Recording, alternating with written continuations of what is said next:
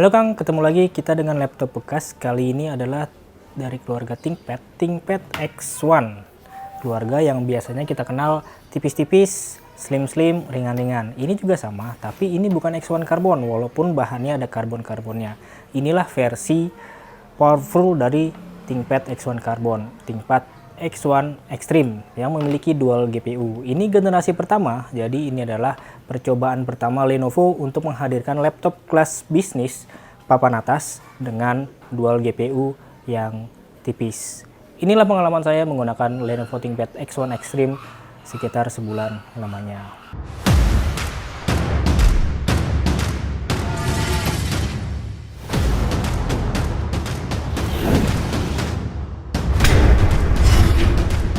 Jadi ada dua alasan kenapa saya akhirnya membeli Lenovo ThinkPad X1 Extreme yang saya bilang adalah ini puncak dari X1.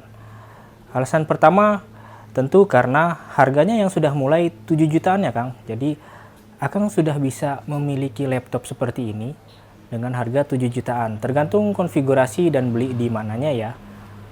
Dan alasan kedua adalah ThinkPad P50 yang sehari-hari saya gunakan itu memang rasa-rasanya sudah perlu diganti. Kenapa? Karena dia hanya 4 core dan dia tidak bisa upgrade secara resmi ke Windows 11. Jadi ya keinginan saya saja sih. Walaupun keyboardnya itu dia masih tetap yang terbaik dari semua ThinkPad modern yang pernah saya coba. Dan ini laptop X1 Carbon kan. X1 Extreme apa sih? Jadi generasi pertama dirilis sekitar tahun 2018 dan 2019. Ini generasi pertama, sekarang saya cek sudah generasi kelima, tapi sampai generasi keempat dia tidak ada perubahan signifikan kecuali CPU ya. Jadi di generasi keempat dia baru berubah layarnya, sudah tidak lagi 16:9 seperti ini, tapi dia sudah 16:10, jadi dia sudah panjang dan pastinya lebih ramping. Itulah mengapa saya lebih memilih generasi pertama ini daripada generasi kedua dan generasi ketiga yang harganya memang lebih mahal tapi secara performa mungkin nggak jauh beda ya. Dan kemudian inilah ThinkPad dengan varian CPU seri H. Jadi ini Intel generasi ke-8 seri H. Ada i5, ada i7, ada Full HD, ada Ultra HD 4K. Secara fisik ini memang benar-benar X1 Carbon ya. Tapi diperbesar, diperlebar. Jadi dia beratnya saja hanya 1,7 kilo unitnya saja. Ditambah chargeran 135 watt itu hanya 2,2 kiloan saja. Nah dari materialnya juga, ini materialnya bagus banget karena ada karbon-karbonnya. Ini jadi ada karbon-karbonnya. Di sini memang dia lembut, halus gitu ya. Dan di bagian bawah ini dia aluminium. Memang jadi logam. Jadi secara konstruksi dia ThinkPad yang kita kenal atau bahkan dia X1 yang kita kenal. Sudah mil STD juga. Jadi untuk pengecekan guncangan, getaran, suhu, kelembaban, ketinggian semuanya sudah layak dipakai secara militer. Dan secara port dia juga saya suka banget. Portnya itu masih lengkap banget ya Kang. Jadi di bagian kanan laptop atau kiri tangan kita itu ada chargeran model USB. Yang sebelahnya ada indikator lampu baterainya. Dan di kanan kiri ini ada USB-C Thunderbolt 3. Jadi ada dua Thunderbolt 3 yang bisa kita gunakan juga untuk mengecas. Tapi karena saya tidak punya chargeran 135 watt C ya, jadi saya belum bisa mencoba. Tapi dari spek itu bisa. Sebelahnya ada HDMI dan ini ada untuk LAN. Tapi LAN-nya kecil karena kita harus pakai extender. Itu saja yang tidak ada. Sebelahnya audio combo 3,5. Dan di bagian sisi kiri laptop atau tangan kanan kita itu ada smart card reader opsional. Ini nggak ada ya, jadi ini masih tertutup saja. Dan ada SD card full yang sistemnya pegas, jadi dia akan masuk semua. Dan 2 USB 3. Jadi ada 4 USB ya, 2 USB 3 dan 2 Thunderbolt. Masih bagus banget, masih keren. Yang hanya tidak ada adalah LAN. Dan kalau Akang lihat cek ke belakang, di belakang pun tidak ada apa-apa. Biasanya ada slot SIM card, tapi ini nggak ada slot SIM card ya. Jadi itulah perbedaan dari X1 Carbon yang kita bisa masih opsional untuk mengadakan SIM card. Modem 4G LTE, ini nggak bisa. Sekarang kita ngomongin hardware. Kalau ngomongin hardware, ThinkPad itu tipe yang sama, variannya bisa banyak. Seperti ini ada varian i5 hingga i7 generasi ke-8 H series ya. Jadi generasi yang memang memiliki 45 watt TDP-nya. Jadi bukan 15 watt hemat daya. Tapi laptop yang saya review ini menggunakan i7-8550H 6 core 12 thread dengan kecepatan dasar 2,6 dan bisa diturbo hingga 4,3 GHz. Cache-nya 9 MB. Dan GPU-nya ada dua. GPU-nya ada Intel UHD Graphics 630, ada Nvidia GeForce GTX 1050 Ti Max-Q 4 GB DDR5. Jadi itulah yang membedakan dari ThinkPad X1 Carbon biasa. Dia ada dual GPU-nya yang bisa kita maksimalkan untuk kerja-kerja 3D, kerja-kerja rendering, kerja-kerja editing ya. Kerja-kerja berat lah intinya gitu. Dan RAM itu ada dua slotnya. DDR4 2666 MB. 2666 MHz maksudnya. Jadi dual channel maksimal 64 GB. Storage pun dia ada dua, jadi dua SSD M.2 NVMe generasi ketiga 2280. Dan baterai hanya ada satu 80 Wh. Yang baterai ini begitu istimewa, kenapa? Karena saya mendapatkan kondisi yang masih sangat baik. Nanti kita akan lihat saat saya membukanya. Sekarang kita ngomongin kenyamanan.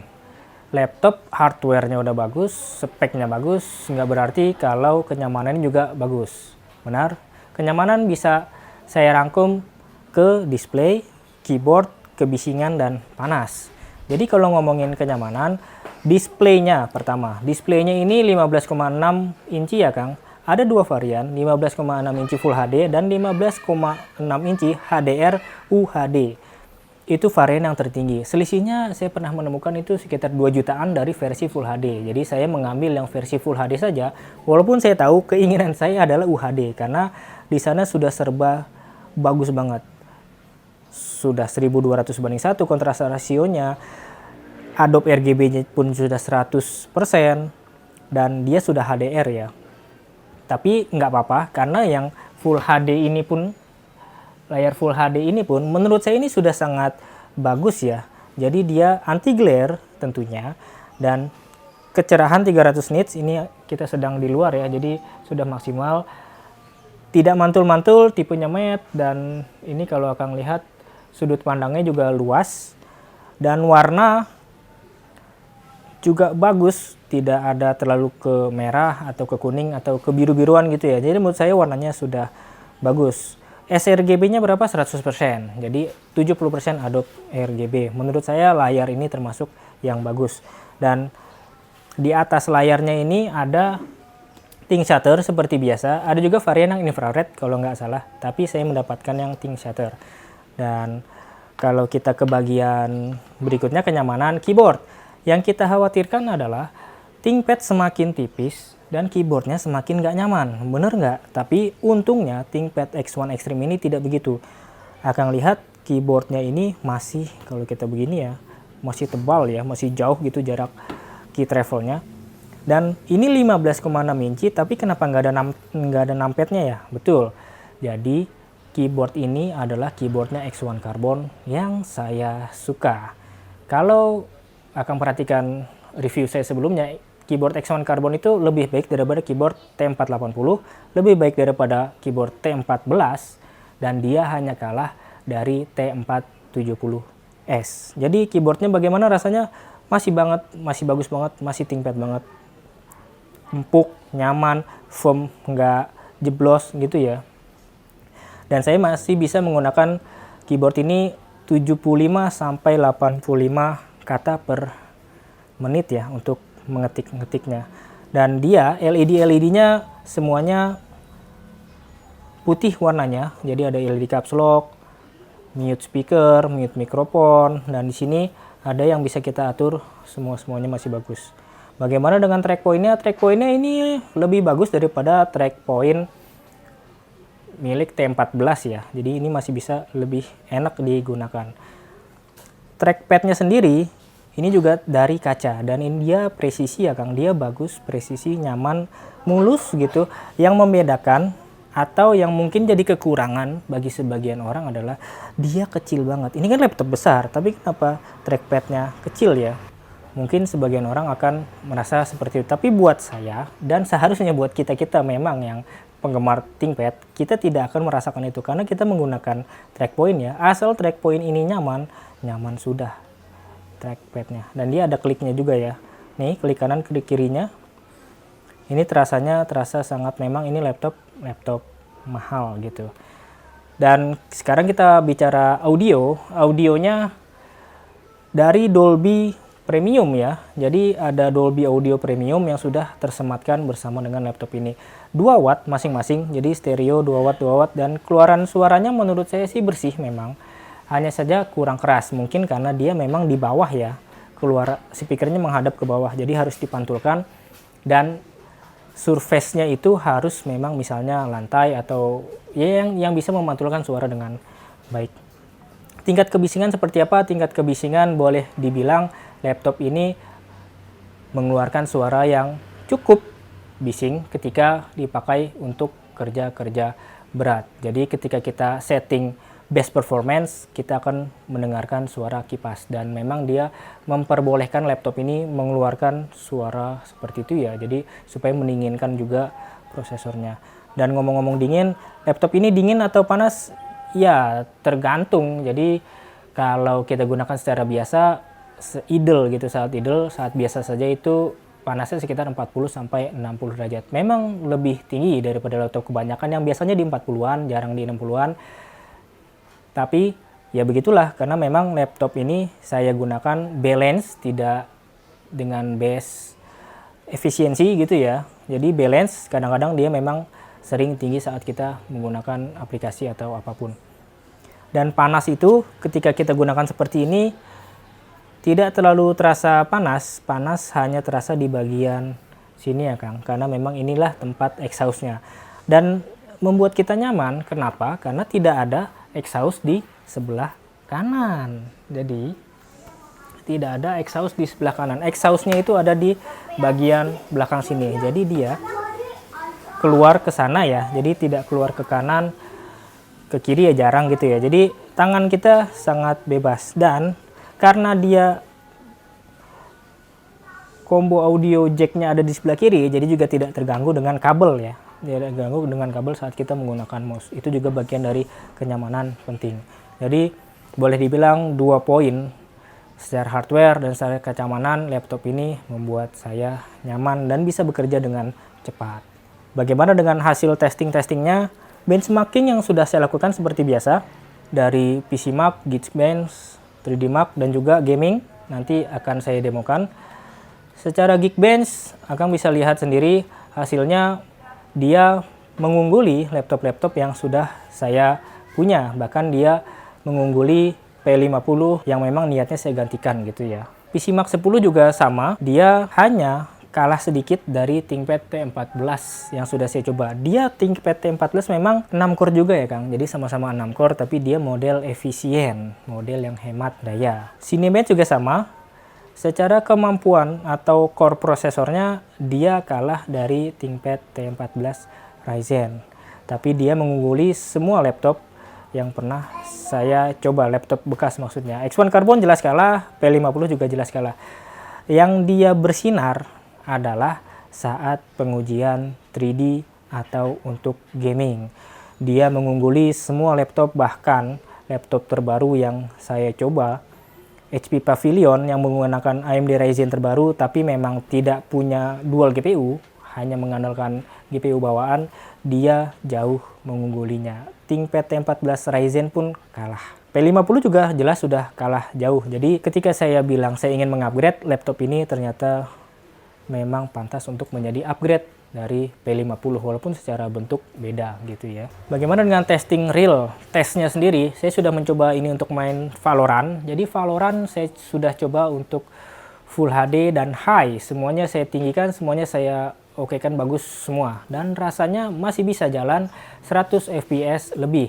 Catatannya adalah harus colok charger. Ketika tidak dicolok charger bisa, tapi menurun hingga 60 frame per second. Begitu juga dengan Genshin Impact. Genshin Impact juga sama, Full HD high semuanya saya hidupkan, dia masih bisa jalan di 60 frame per second. Catatannya harus colok charger. Ketika kita tidak colok charger, kecepatannya turun di bawah 60 frame per second. Masih bisa dipakai nggak? Masih, tapi sarannya ketika tidak dicolok charger, turunlah ke medium atau bahkan ke low. Ke medium sih udah oke, tapi ke high tidak bisa. Jadi gambarannya untuk game-game first person shooter itu, ya itu yang membutuhkan kecepatan sudah sangat oke, atau game-game RPG yang memang membutuhkan visualisasi yang sangat baik. Semakin baik visualisasinya, semakin enak digunakan, ya juga bisa kita mainkan dengan game ini. Main 2 jam nonstop itu masih oke, karena dia lulus stress test time spy ya. Jadi nilainya itu lolos. Jarang-jarang laptop biasa gitu yang memang lolos time spy stress test. Biasanya hanya Firestrike saja. Ini lolos time spy. Jadi memang dia stabil selama digunakan. Untuk rendering sendiri bagaimana? Untuk rendering, editing video atau aplikasi 3D, ini harapannya memang bisa juga digunakan. Saya menggunakan DaVinci Resolve untuk video 25 menitan Full HD dengan frame rate 24 sampai 60 itu dia masih oke banget. Masih bisa banget kita kerjakan. 25 menit selesai dalam 23 menit dan rasanya memang smooth saja gitu ya.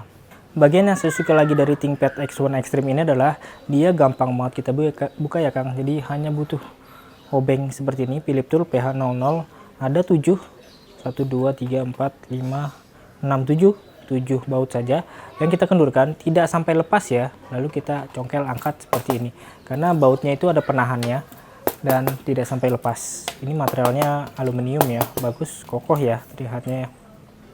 Langsung kita bisa mengakses semua bagian dalam dari ThinkPad X1 Extreme ini. Mari kita coba lihat. Pertama dari baterai. Baterainya ini 80 Wh dan saya mendapatkan kondisinya yang masih sangat baik ya Kang. Masih sekitar 90%-an dan bisa bertahan 6 jam lebih. Untuk laptop powerful seperti ini 6 jam lebih itu sungguh sangat keren menurut saya sih. Jadi 8 jam juga masih bisa. Kenapa? Karena saya menggunakannya ketika 20%-an itu, 20-30 itu baru saya cas, dan ketika 90% itu saya matikan gitu ya. Jadi indikatornya di sini ada indikator baterai. Jadi ketika kita cas, warna oranye itu ketika di bawah 90% dan putih dia berubah ketika dia mencapai 90%. Dan kecepatan casnya cepat seperti yang sudah saya sebutkan tadi.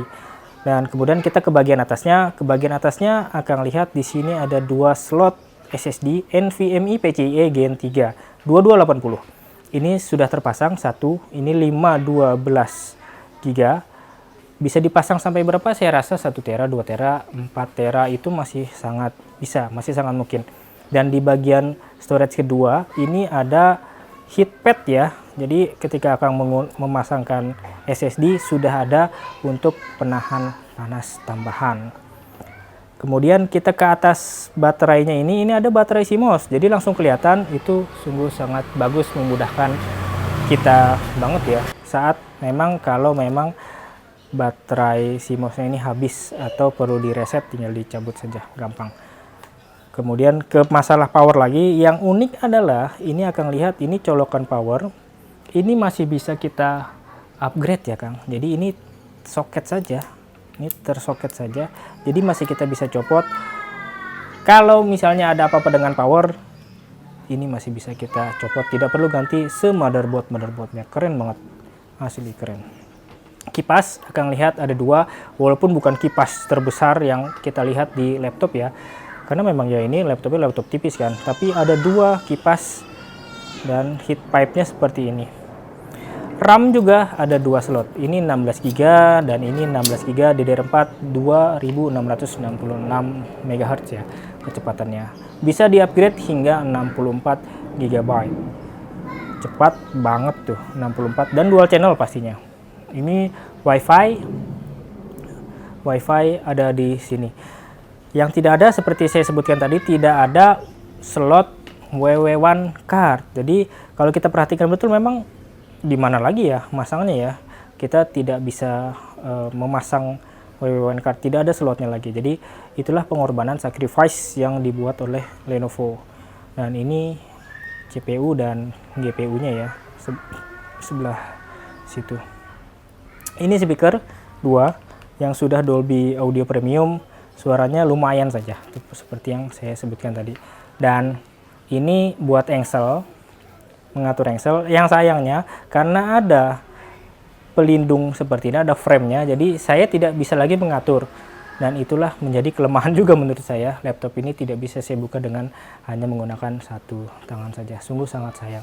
Tapi secara keseluruhan, kemudahan upgrade, kemudahan akses, ini sudah sangat bagus. Bagus banget. Jadi kalau kita konklusikan, kita simpulkan, kelebihan-kelebihan dari laptop bekas ini adalah harganya yang mulai terjangkau, 7 jutaan, tentu sudah mulai terjangkau sekali ya. Dan juga kemudian dapat Windows original, Windows Pro original yang upgradable ke Windows 11. Jarang-jarang, bahkan laptop-laptop baru juga mungkin hanya dapatnya Windows Home saja ya. Ini Pro original, firmware-nya juga masih bisa update, performa yang stabil, akan nanti dapat 2 slot RAM, 2 storage, 2 kipas, 2 Thunderbolt 3, dan port-port yang bisa dibilang masih sangat lengkap. Juga bentuknya yang slim, ringan, kuat, kokoh, dan keyboard yang memang masih terasa ThinkPad banget. Layar juga kalau disebut kelebihan sebenarnya biasa saja, tapi kalau akan mendapatkan varian yang 4K ya tentu itu menjadi kelebihan lain. Bagaimana dengan kekurangannya? Ya kekurangan pertama tentu dia laptop bekas ya Kang. Laptop bekas kekurangannya ya Kang susah, garansinya mungkin hanya sebulan, kondisinya juga kita nggak tahu, dan beli di mananya juga kita bingung gitu kan. Tapi kalau untuk beli di mana nanti saya coba cantumkan di kolom deskripsi, jadi akan coba cek saja di sana. Dan berikutnya adalah untuk mengeluarkan power, sebenarnya dia membutuhkan charger. Tanpa baterai bisa kita gunakan, tapi ya nggak keluar semuanya. Kemudian trackpad yang kecil buat saya tidak masalah, buat sebagian mungkin akan masalah. Dan dia tidak bisa kita buka dengan satu tangan ya Kang. Sayang banget, ini laptop bagus padahal, tapi nggak bisa kita buka satu tangan. Dan tidak ada opsi untuk meningkatkan ke 4G LTE. Kita tidak bisa menambahkan modem lagi. Seperti itu. Kalau akan rasa kekurangan-kekurangan itu mengganggu, ya bisa lihat alternatif lainnya ya. Alternatif pertama yang ada di benak adalah Dell XPS 159570. Itulah laptop tipis ultrabook yang memang rasanya dia menjadi pionir ya di dunia laptop tipis dengan powerful, dengan tenaga sebagai macamnya. Atau Lenovo ThinkPad P1 Gen 1. Jadi dia punya kembaran, X1 Extreme ini punya kembaran namanya ThinkPad P1. Jadi bentuknya sama, semuanya sama, yang membedakan hanyalah GPU-nya saja. Si P1 menggunakan Quadro P1000 atau P2000. Dan alternatif berikutnya adalah ThinkPad P52. Penerus sesungguhnya dari ThinkPad P50 yang saya gunakan. Sudah ada unitnya juga di saya, tapi memang belum selesai proses reviewnya saja. Dia mobile workstation yang lebih berat tentunya, tapi opsi upgrade-nya jauh lebih banyak. Kalau laptop baru bagaimana? Yang terpikirkan di rentang harga ini adalah Advanced Work Plus atau Advanced Pixel War ya. Work Plus-nya tidak punya GPU terpisah dan hanya 14 inci.